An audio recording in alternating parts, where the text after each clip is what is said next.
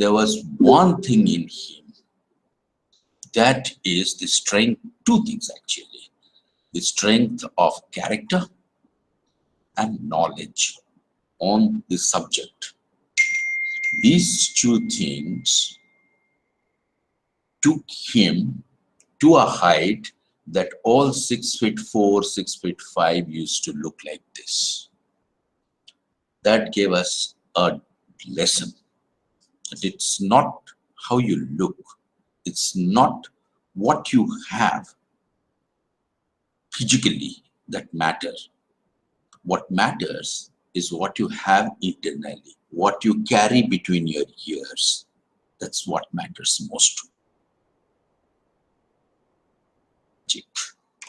He was, in Odia we have a word called Jajavaru. Jajavaru is nomad. He was a lifelong nomad. He was a bachelor. He lived out of his suitcase. In Delhi, he spent about 25 years or more. And he had just two suitcases. One for domestic use and the other for international use, because he used to go abroad every 6 months. Just like that. So he was a lifelong nomad, lived out of suitcases. Here 7 days, there 6 days, right, like that. His end also came just like that. It was the day before Raksha Bandhan. He had 4 sisters. He used to go to Bhopal, that's where he hailed from. He used to go to Bhopal every Rakhi. And that was a kind of a family reunion. The sisters will come and like that. So on that day, it was raining heavily, 28th evening. He had to catch a train from Nijamuddin station at 9:30 sometime. So he went there, and there was a student with him, a Urdu journalism student. He reached Nijamuddin station, and on the platform, he suffered a massive heart attack, and he collapsed. This student at 9:30 in Nijamuddin, he struggled a lot, took him to AIIMS, but it also took him 1.5 hours to reach AIIMS, and Professor Srivastava was declared dead on arrival. That's the life of Professor K.M. Srivastava in a nutshell. He has written several books. He has been here for 2 years. I had worked, all of us who were at IIMS Dhenkanal, we worked closely with him. He has written about 3-4 books right here in Dhenkanal. I have had the privilege of working with him closely. I know how he functioned. I know the ideas that he carried in his mind. I know his grasp and understanding of issues, national and international. So after his demise as a tribute, we decided to have an annual lecture. This is the 6th annual lecture, and we are very happy to get Professor Kanchan Malik to deliver this 6th annual K.M. Srivastava annual lecture. And I'm also happy that this lecture is on community media. Media is for community, but what is this community media? Presently, many of us have come across community radio. There are about 200 community radio, dozen plus community television, about 50 or like 6 dozen community newspapers. What exactly differentiate this community media from other media that we see? That's one question that we all ask ourselves. Another couple of questions, or probably problems that community media do face. The first one is money. How do they survive? How does community media survive? Where do they get money? If they take money from the government, then what is the difference between government media and the community media? If they do not, then where do they get money to function? That's one. Number two, if it's media by the community, of the community, for the community, then what about quality? Who are there specialized persons to monitor or ensure quality? Or community media do mean quality or municipality? I mean, that's another question. Third is, what about content? Who decides the content and how? And do the mixture of contents that goes in community media really help community? These are some of the questions an ordinary person might have. Professor Malik has given given us the main points of a talk. Initially, I wanted to circulate, but then I decided against it. I'll be doing it after her deliberation. But before that, may I request Jyoti Prakash Mahapatra to introduce Professor Kanchan Malik. Not that she requires introduction. जैसे कहते हैं ना कि वो कोई introduction के मोहताज नहीं है. But I guess in the fitness of things, may I request Jyoti Prakash to speak a few words about Professor Kanchan Malik, introducing her. Thank you, Jyoti. Thank you, sir. Good evening, ma'am. Good evening, everyone. Professor Kanchan K. Malik works at the Sarojini Naidu School of Arts and Communication at University of Hyderabad. She is a faculty fellow with UNESCO Chair on Community Media and editor of CR News, Community Radio News. Ma'am does extensive qualitative research on community media, women in community communication, and media ethics. She is co-author of various books like Other Voices, The Struggle for Community Radio in India, that's published by Sage in 2007. A recent co-edited book is titled Community Radio in South Asia, Reclaiming the Airwaves, published by Routledge in 2020. This is about ma'am, a short, very short introduction. It's over to you, sir. Thank you, Jyoti. And now on to the lecture. May I request Professor Malik to deliver the 6th Professor K.M. Srivastava Memorial Lecture. Thank you.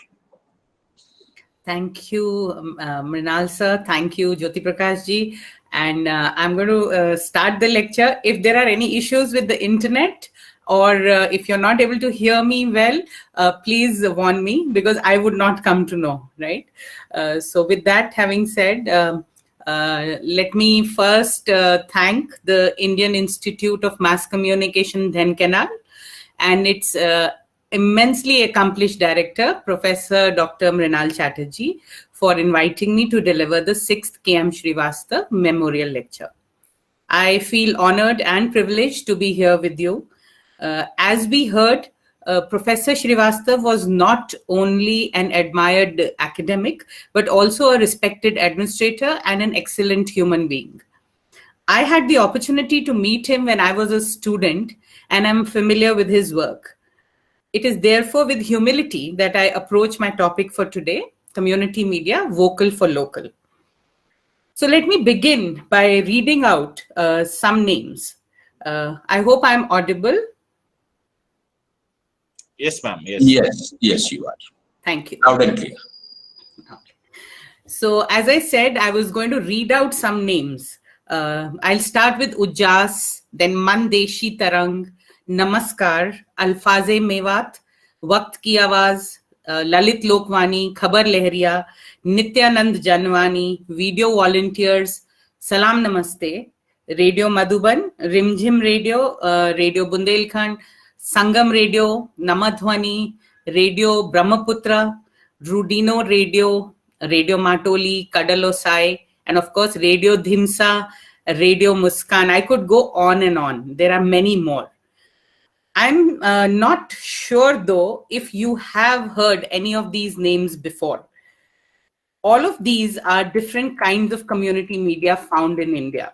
Majority of them, as you could make out, is they are community radios, but also participatory video initiatives and community newspapers. Some of them in Odisha, and many of the community media I have mentioned have won prestigious national awards for their programming and content. I'm really wondering if you have had a chance to tune into, watch, or read any of these. We are more familiar with the big or the so-called mainstream media with their celebrity RJs and journalists. So Radio Mirchi, Radio City, and Fever FM, which you and I listen to as we drive to work in our cars. And then News 18, Times Now, NDTV that we watch at prime time before we go to bed. And of course, the broadsheets that are a must read as we begin our day. The big media are no doubt essential. They have their well-defined relevance as well as roles to play, and to some extent have become an indispensable part of our lives. But when the focus is on local issues, vocal for local, ordinary people's concerns, grassroots democracy, and social change, the media that one usually turns to are community media. The overarching philosophy of community media, as Mrinal sir also mentioned, and it is acknowledged universally, that they are a tool for social justice and a platform for community voices and local expressions. Community media seek to counter the negative consequences of globalization and commercialization of media by facilitating democratic participation in communication, social change, civic life, and political articulations. As community-driven, citizens-owned, volunteer-run, not-for-profit setup, community media position themselves differently in their processes, principles, practices, their style, and substance in comparison to the state-owned and the commercial media. Community media have gained credence worldwide as A, an alternative to the mainstream media, B, an entity owned and managed by marginalized groups. Marginalization could be on account of caste, gender, ethnicity, or class. C, as an instrument to deliver sustainable development. And D, a means to strengthen the communication rights of people. However, what distinguishes community media as a tool to foster development is that it is not simply about doing something for the community, but about community doing something for itself, owning its media resources, and getting involved as a stakeholder in the process of program making and eventually social change. My research work for the past over 2 decades has been with community radio. The conventional philosophy of community radio is that it is recognized as the voice of the disadvantaged. It's looked upon as the mouthpiece of the unheard, and generally, again, like most community media, as a tool for participatory development that is based on discursive democracy and freedom of expression. Many nations across the world are making efforts to promote community broadcasting as a legitimate sector within their respective mediascapes. In most countries, community broadcasting is typically identified as the third tier of broadcasting. The other two being first, the public or the government run broadcasting network as All India Radio or Akashvani in India. And of course, second is the private commercial FM or radio. So there is a lot of buzz around community radio these days, as they have played a crucial role during the COVID-19 pandemic. The community connect and the local presence was evident throughout the coronavirus crisis, as community radio stations across the world, but more specifically, I can speak for South Asia, stepped forward, assumed responsibility, and despite challenges, emerged as a vital and reliable link between the government and the people at the grassroots. Through a combination of terrestrial broadcasting, social media, and personal engagement, the community radio stations contributed to community awareness, preparedness, and served in meaningful ways as catalysts to combat the coronavirus pandemic. They proved without doubt that community radio is not merely about making programs. It is about serving community and reaching the unreached. The essence of any community media lies in its localness. Community radio stations introduced creativity and variety in their content during COVID-19, I'm saying. Whether it was airing folk songs about the theme of social distancing and isolation, or making the COVID-19 vocabulary, the words that we take for granted, quarantine, lockdown, pandemic, hand hygiene, vaccine, N95, comprehensible for their listeners.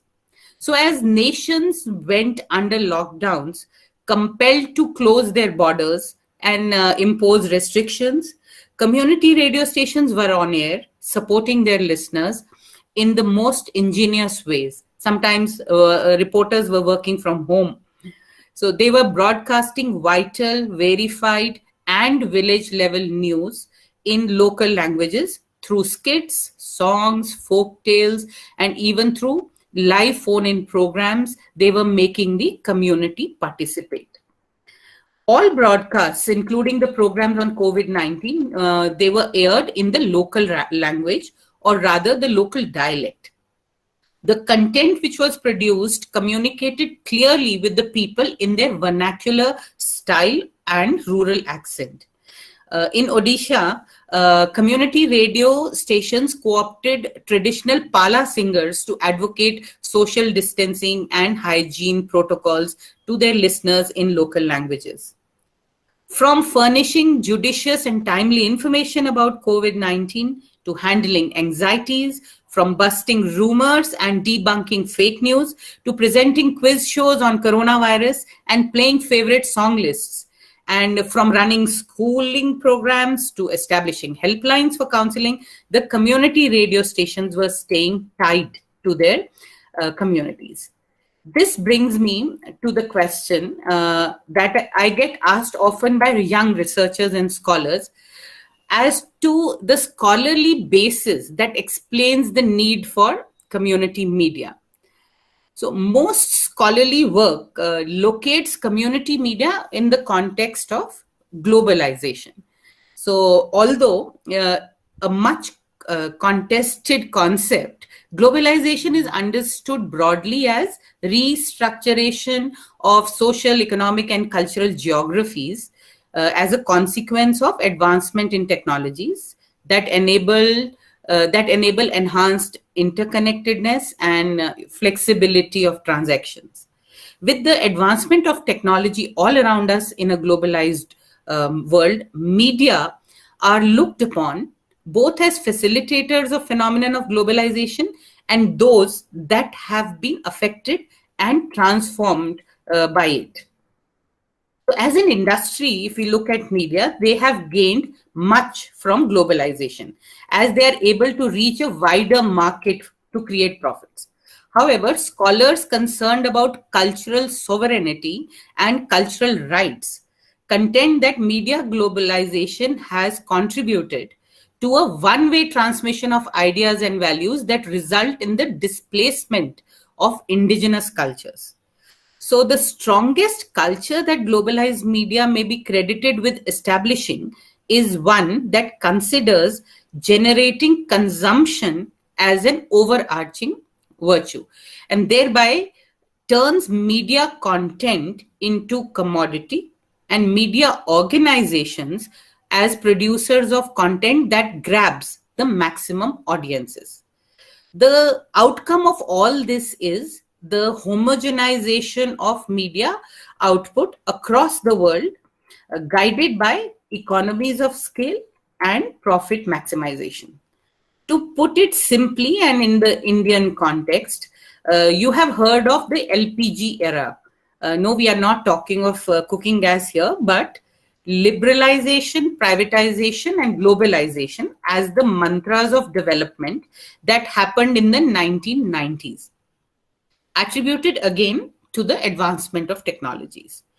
There was the satellite revolution with multiple media channels beaming into our homes, followed by the boom in information and communication technologies and the privatization of media industries because of the deregulation of government control.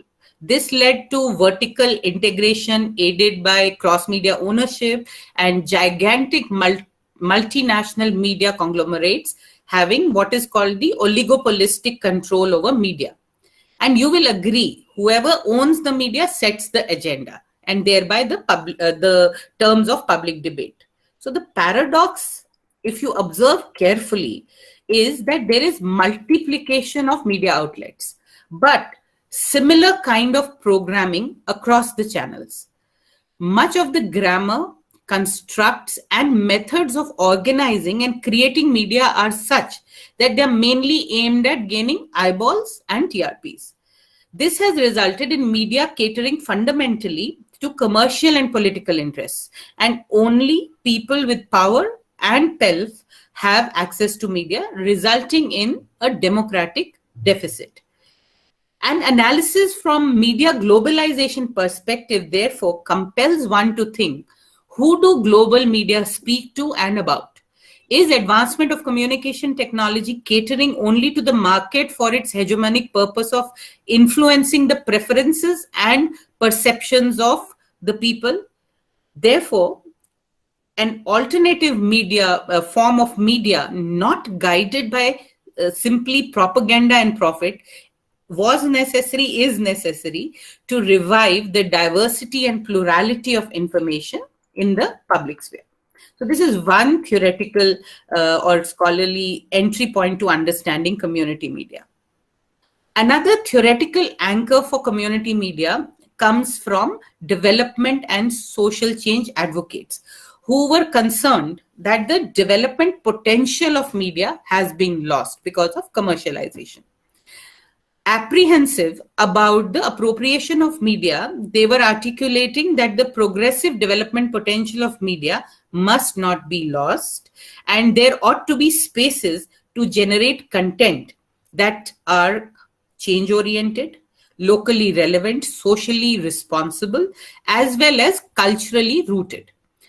Popular and community-based media, such as provincial newspapers or community newspapers, community radio, participatory video, popular theatre, and independent documentaries are some of the significant alternatives that are looked upon as social change media that cater to people at the grassroots.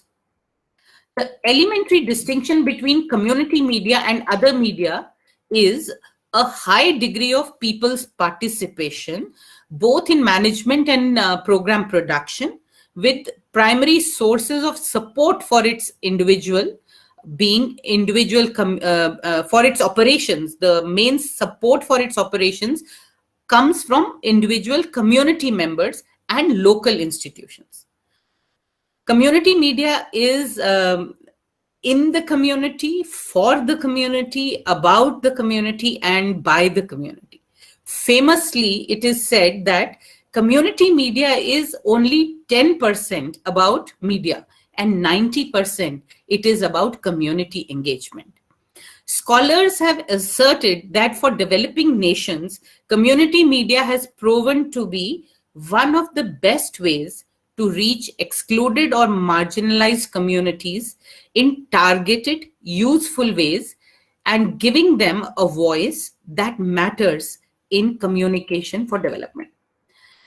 Community radio specifically provides the crucial last mile connectivity to people who live in the so-called remote areas, besides being a relatively affordable and simple medium to operate.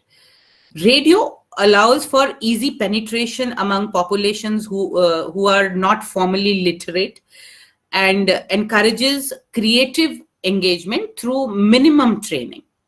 Radio has high penetration and can reach communities at the end of the development road. It is essentially appropriate for cultures that are dominated by orality, where knowledge is passed on through storytelling and word of mouth.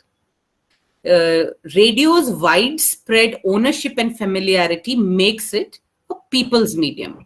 So radio receivers are economical. You can receive FM on mobile phones. You find radio sets hanging on the bicycles of farmers, and they are found in kitchens, giving company to women in rural households. When we envisage community media as a facilitator for social change, there is, we are pointing towards also a paradigmatic shift in the thinking or the approach to development itself. So post World War II, when many countries like India got their independence, they started the exercise of nation building and modernization. The so-called, again, dominant paradigm employed mass media for information dissemination through diffusion of innovation to move from being, traditional to modern societies.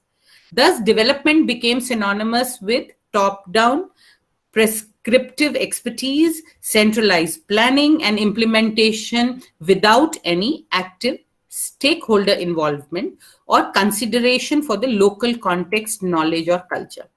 Now, this again had its benefits. We've had the Green Revolution and industrialization, but this approach failed either in garnering a sustained buy-in from the communities or in alleviating poverty in the third world countries, because the gains never trickle down to reach the poor. Participatory approaches to development arose as a reaction to the realization of this failure. Contrary to the one-size-fits-all approach to development, participatory development approaches, through their grassroots intervention and community mobilization, focused on active stakeholder participation in all their initiatives. They engaged with participatory forms of media as tools for facilitating inclusive development that was people-centered and that built on local knowledge through horizontal communication processes. So, community media were used for this purpose, and they are known by several names globally, such as participatory media, citizens media, radical media, grassroots media. They are also called free media, rural media, popular media. And in academics, we tend to refer to them as alternative media, which can be a little problematic also. All right. They are also referred to as the medium of the civil society, or looked upon as social movement media. They're driven by objectives, as I said before, of social change and empowerment of communities. And community media tend to dignify local culture and practices derived from community deliberations and the lived experiences of its people. They seek to address what is known as the voice poverty by enabling organizations and communities to learn to use media rather than to be used by media. So another frequently asked questions that we as community media academics are faced with is about, we keep saying community media. So what is this concept of community? How do you define community? The primary accountability of any community media, whether it is radio, newspaper, or video, is to adequately represent the interests of its territorial or geographical community and serve what are called the local needs. However, the conceptualizations of community need not always refer predominantly to geographical and ethnicity dimension as the basis for collective identity. There are other notions of community that are non-geographical. One non-geographical conceptualization of community is community of interest, based on the commonality of interest that could extend beyond all local, national, or international borders. For example, the Black community, students as a community, or one sharing a common health condition such as diabetes or hypertension. There are also communities of practice that share passion about a joint enterprise and expertise in specific area. For example, media educators. There could also be communities in cyberspace termed as virtual or online communities that may bring together people not known to each other. There are concepts like interpretive communities, community of meaning, imagined community. They are seen as more subjective conceptions of community, actively constructed by its members for identity related to literary criticism, cultural cohesion, and the image of communion as nation, respectively. So geographical proximity is not an essential condition for conceptualizing a community.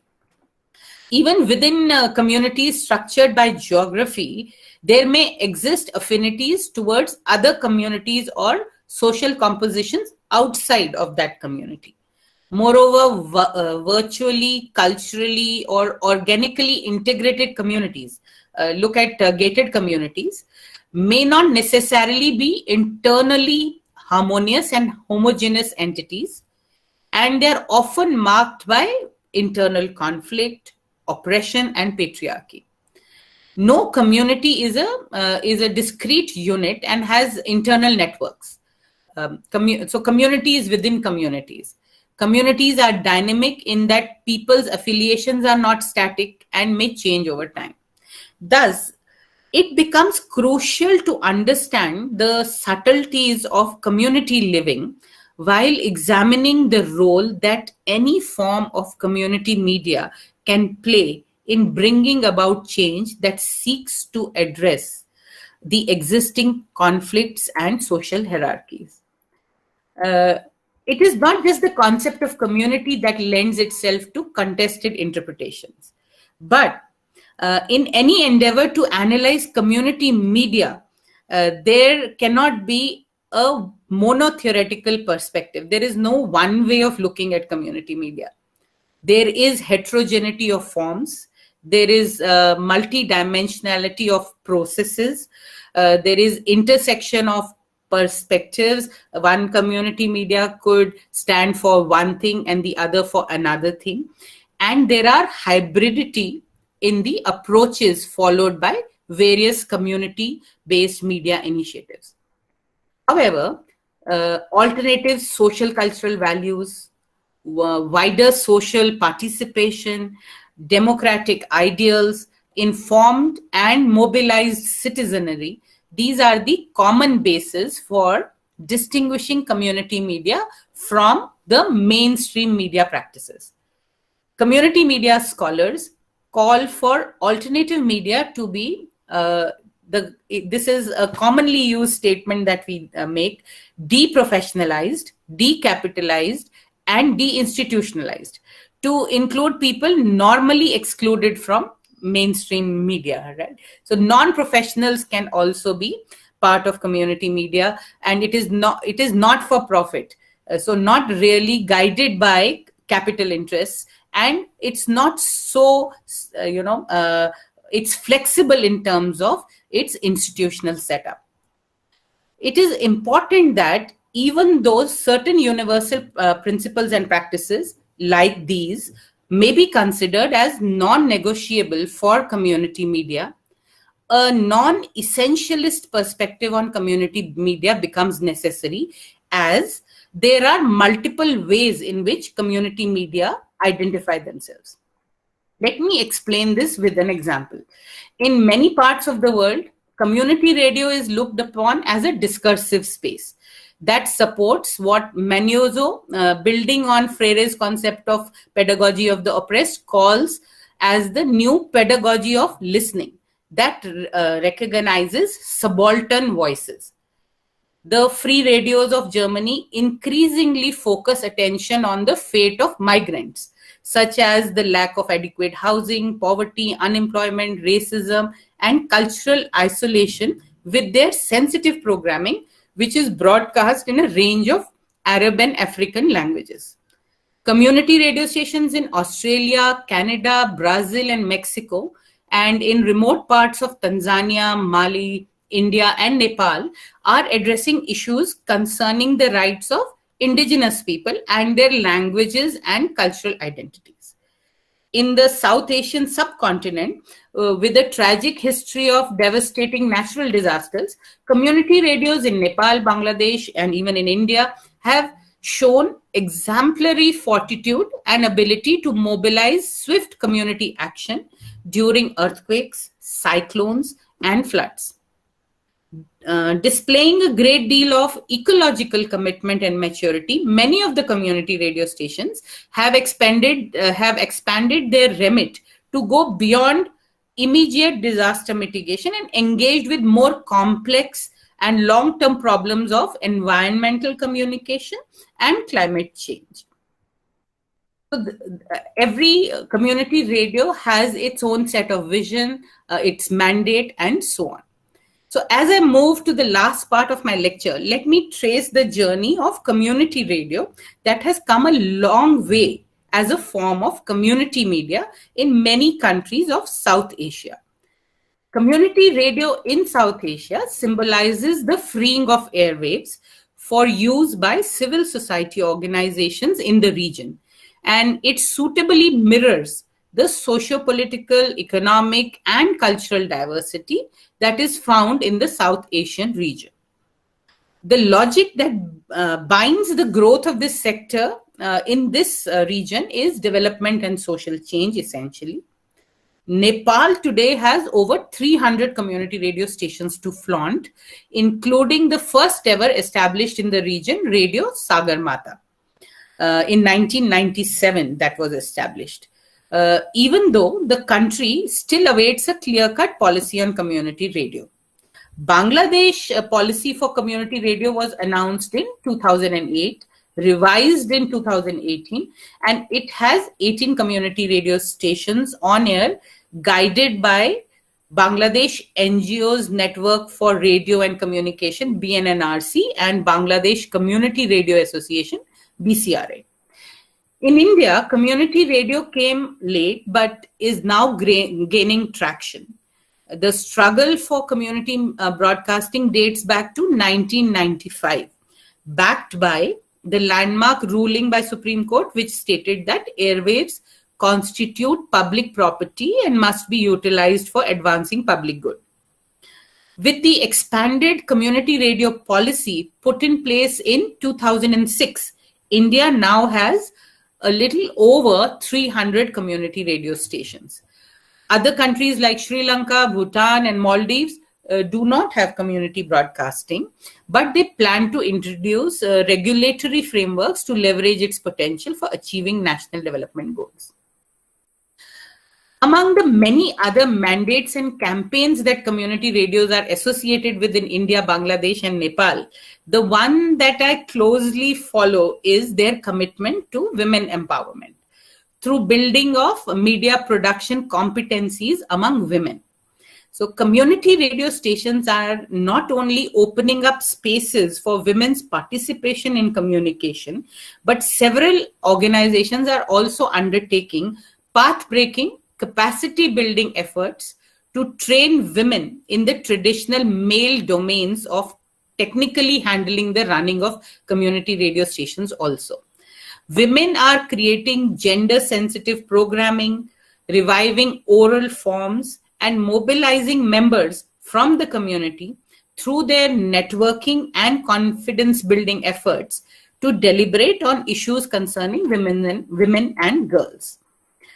There are many women reporters and station managers of community radio stations in different parts of India who rule the airwaves in rural India. They are celebrities in their own rights, and they have a finger on the pulse of their local community. Some of these women who, with their passion and commitment, have led by example and struggled to shatter the stereotypes include, I'm just giving a few names, Shanta Koshti of Rudino Radio, Preeti Soni of Sayya Radio, these are from Gujarat, Radha Shukla of Waqt Ki Awaaz, Seema Bharti Srivastav of Voice of Azamgarh, both from Uttar Pradesh, G. Gandhimati of Periyar Community Radio, Tamil Nadu, Vandana from Gurgaon Ki Awaaz, Haryana, Aarti Bish from Hevalwani, Odisha has Rosaline, who is quite well known as a community radio reporter also.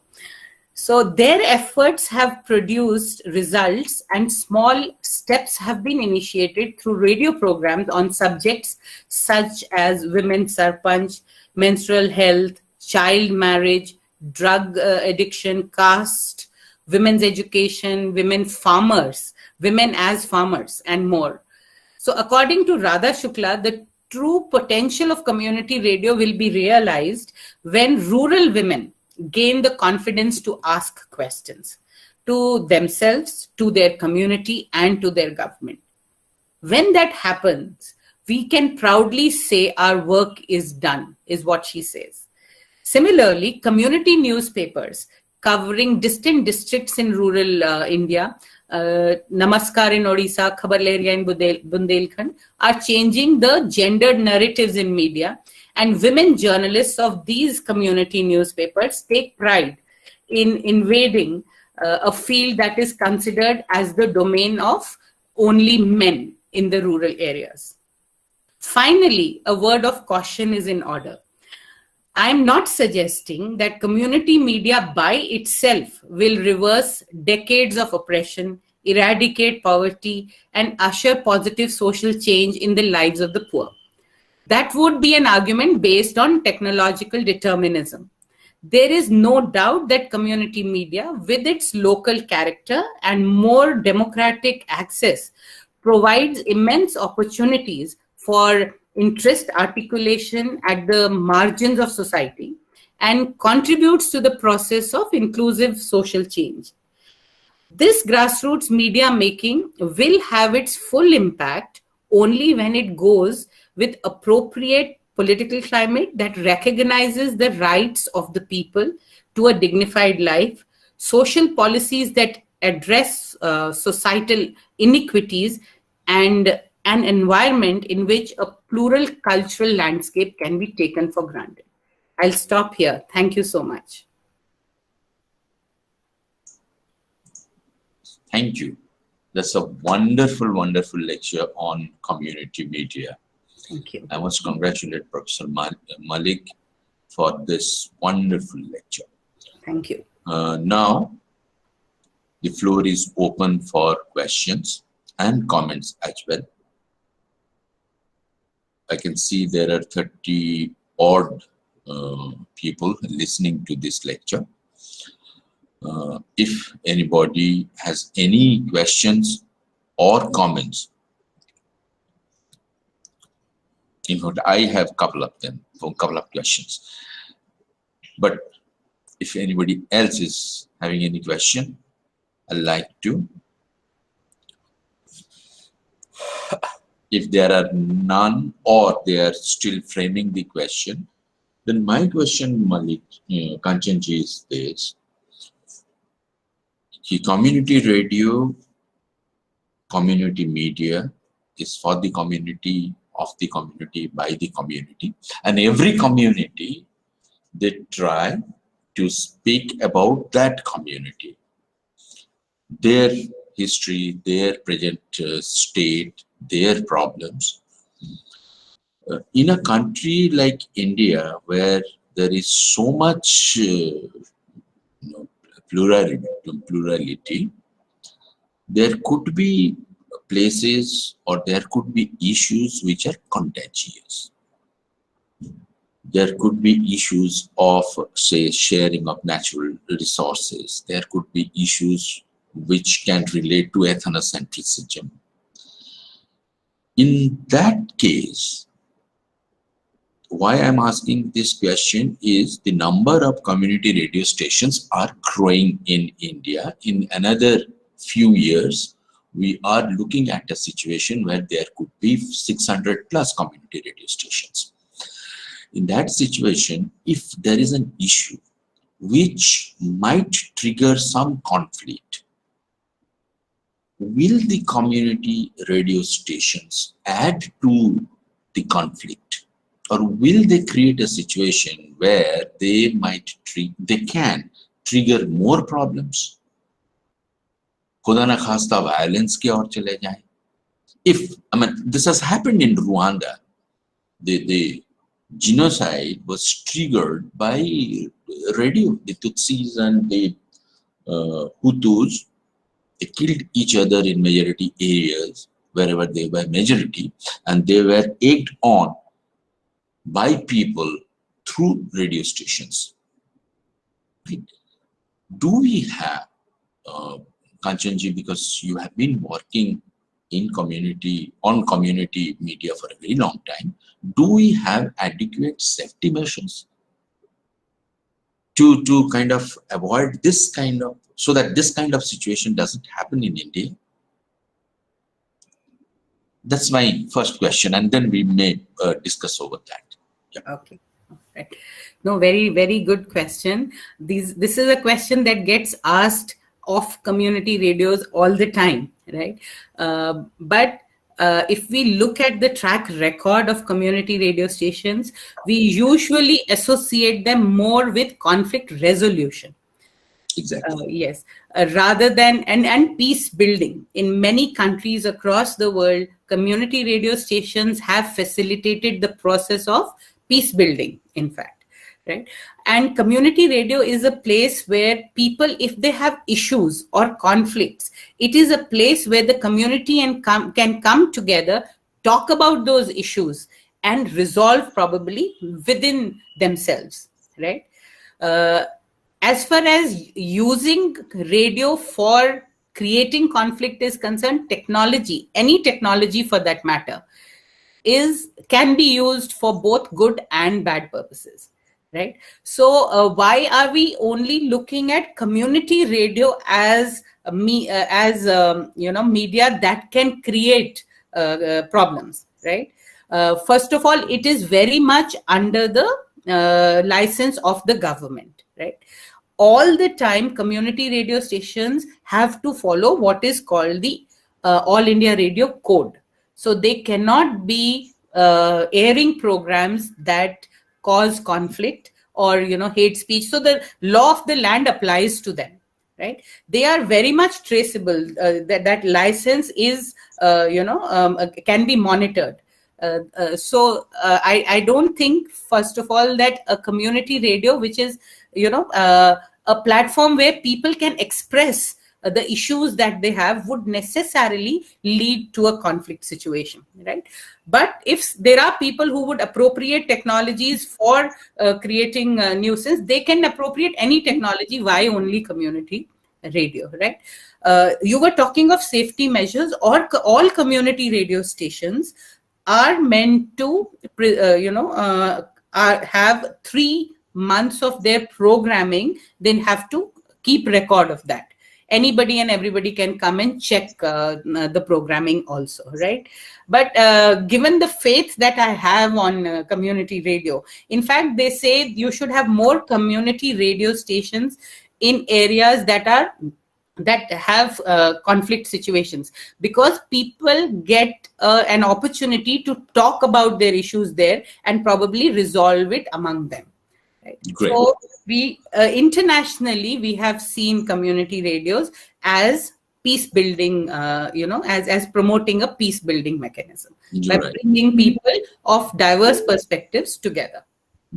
I ask this question only to locate those safety valves. When you say they have to follow law of the land, they have to save 3 months of their content. Those are safety valves. I wanted the audience also to know that there are safety valves installed within the community media setup. Now, Sambit has a question, Kanchanji.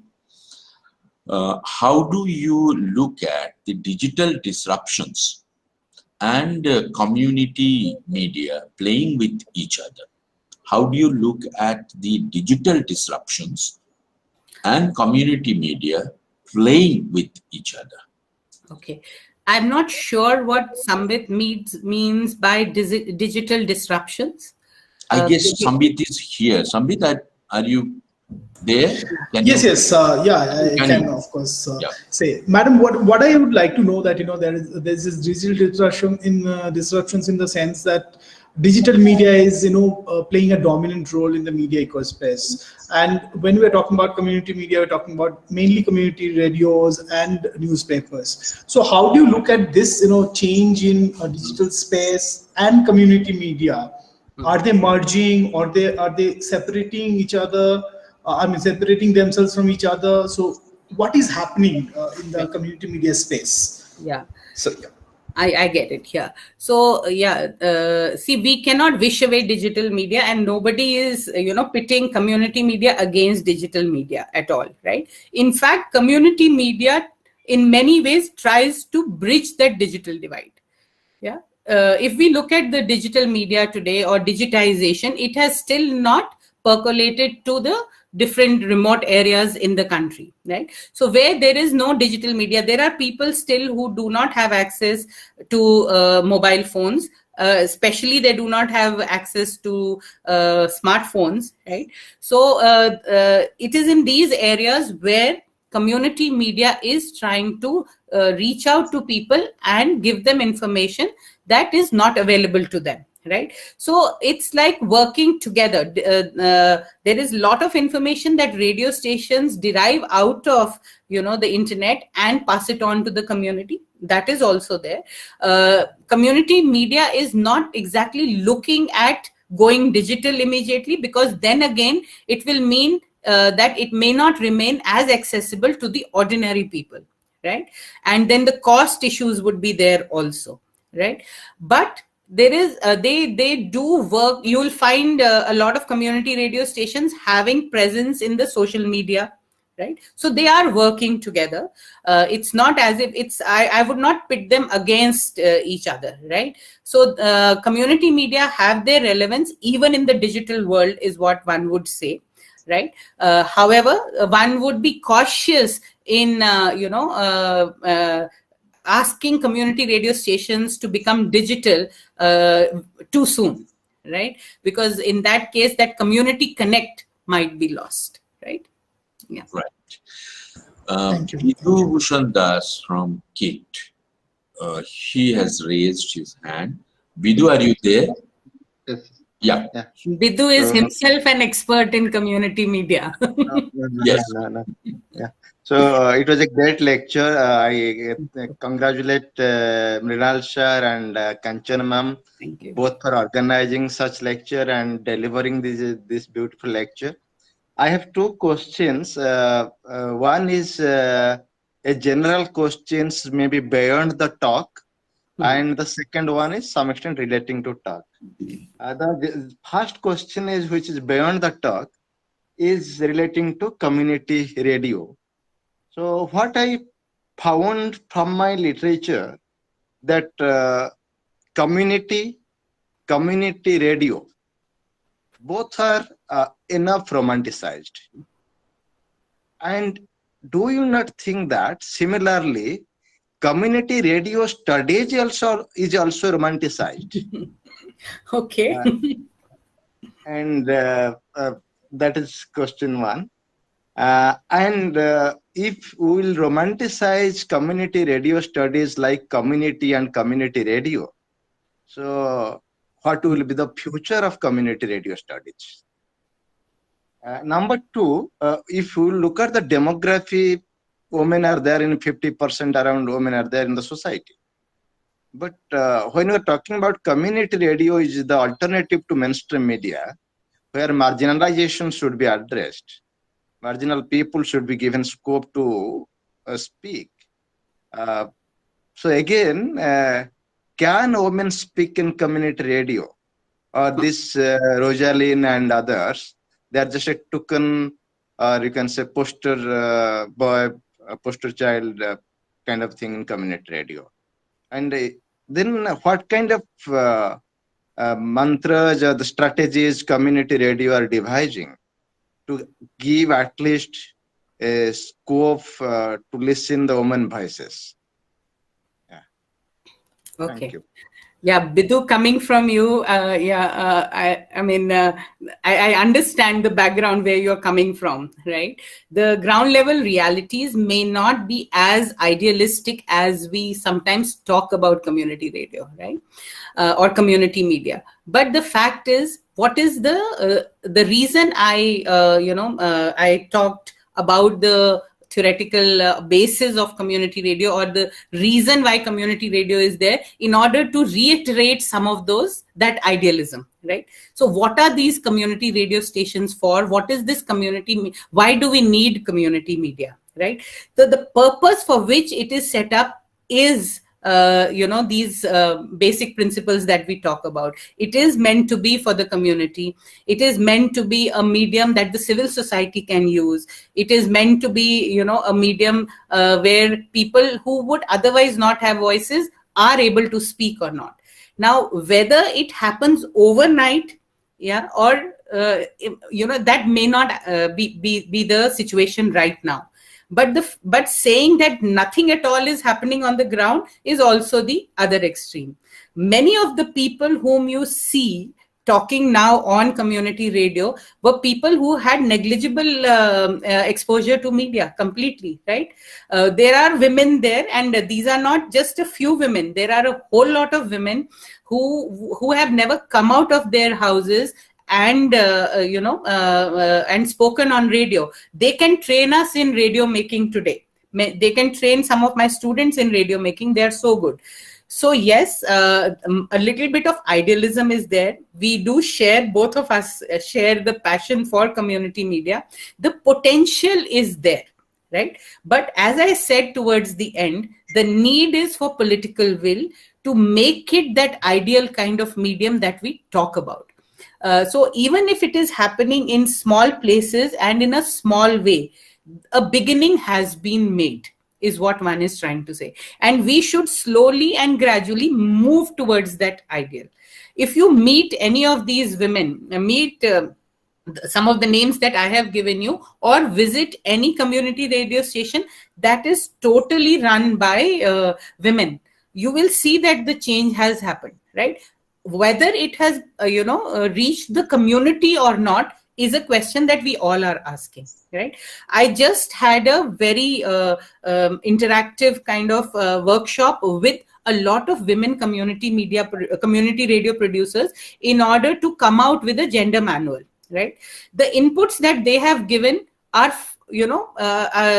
they talk about gender, they talk about women empowerment, they talk about gender equality in the way that some of us also don't talk about. We claim to be feminists, but I think they're far ahead than we are, right? You should have been present there to see how many of these women talk. So I think they are motivated people who are part of community radio, and it's okay that you use the word romanticize. We are only if we think ahead will we reach there also. I personally, whenever I go to a community radio station, it's a reality check for me, and my faith in community radio remains as it is, right? But of course, I completely agree with you. Like Mrinalji also had said, there is need for many more community radio stations, and for us to accept some of these ideal principles that we associate with community radio and allow it to work in that way, right? So, yeah. Thank you. Hope that kind of addresses what you're saying. Thank you so much, ma'am. Bidu, any other question, or do I move to Anirudh, who is in the queue? No, I don't have any other question. I agree with ma'am. My only concern is that we have to a little bit serious when we are doing academic scrutiny of these initiatives. We have to go beyond, because I found many of the studies are romanticized. So we have to take care of that. Yeah. Sure, Thank you, ma'am. yeah, absolutely. Right. Now, Anirudh, are you there? Yes, sir. Yes, sir. Yes, sir. Yes, sir. Another community media expert. All community media experts are here today. No, this is not because I'm a community researcher. Anyway, thank you so much, Miran sir, for the opportunity, and thank you so much, Kansan ma'am, for that so well packaged lecture with theoretical inputs as well as empirical evidences. So my question is related to the potentials of community radio. So off late, I've been writing something and I sent it to EPW. It's been accepted. It will sometime come soon. Tapping onto the or exploring the potentials of community radio as hyperlocal media and how the government or the state can tap into these community radio potentials to communicate information related to vaccine and stuff, because we have so many studies coming during this pandemic which is addressing the issues of vaccine reluctancy, vaccine hesitancy, right? So in that kind of a context, when we talk of hyperlocal media situating community radio in those interior locationally disadvantaged locations where mainstream media's presence is very, very negligible, and the information that are actually reaching out to those communities. For example, my own fieldwork in Koraput, in Nuapada, those interiors where the state government or the central government's notices and information are reaching out to them in the mainstream ODA language, or the Hindi or English, whatever it may be. But in that kind of a context, do we really feel that the state or the government can also tap into these hyperlocal media outlets which are actually reaching out to these communities in their own dialect, own cultural context, to leverage vaccine communication per se? And what should be an ideal approach to go about that business? Thank you so much, ma'am. Very well said, Anirudh. Yes, I look forward to reading what you have written. But again, what I would like to add to this is that community radios can be effective medium for communicating with the people at the grassroots, especially reaching those whom where places where mainstream media has not reached. But I would like to respond to your question in another way, saying that let us distinguish this whole idea of reaching out to the communities, right? As I said, the useful part of community radio is that it doesn't just give you information or provide you with what should be done and what should not be done, right? It has that mechanism which needs to be utilized. Bidu may again say a little bit of idealism and romanticism, but if we were to use it, and it has been done in Africa, healthy communities is something you have heard of also, I'm sure, where the programming is made along with the people coming. The process of program making should be the way in which people start responding to some of these things, like if there's programming made on vaccine hesitancy or the uses of vaccine by people themselves, that will be a better buy-in there, right? So it's one advantage is that they will be listening to their own community people talking about it, right? So that is one advantage community radio has, and the credibility would be more. But the second thing is to engage people in the making of the programming. I think that is the USP of community radio. So if that were to happen, I think we can go a long way, right? So and people have a lot of talent making drama. They can come up with scripts and participate. I understand participation for everybody is not easy, but that's where probably the role of the community radio lies. I'm sure you agree with me. Yes, ma'am. Yes, ma'am. Okay. Thank you. Now, every good thing has to end at a certain point of time. So that's done. May I request Abhishek to please offer a formal vote of thanks. Yes, thank you, sir. So, am I audible? Yes, Hello? you are. Okay. Yes, you are. Good evening, everyone. I hope you all had a wonderful session today with us. I know I got to learn so much. Hope you all did too. Now it's time to conclude today's session. Hence, I would like to thank all the distinguished delegates and attendees for their participation and contribution in making the KM Srivastava Memorial Lecture a grand success today. I would like to express my gratitude to our chief guest, Professor Kanchan Malik, for taking time out of her hectic schedule to grace the event, of course. Ma'am, I've really found your lecture very insightful and informative, to say the least, of course. Thank you again, ma'am, and thank you, everyone. Hope we meet soon again. Please do take care of yourself and be safe. Thank you. With that, we end 6th KM Srivastava Memorial Lecture. And next year, on this day, inshallah, we again meet. Thank you very much.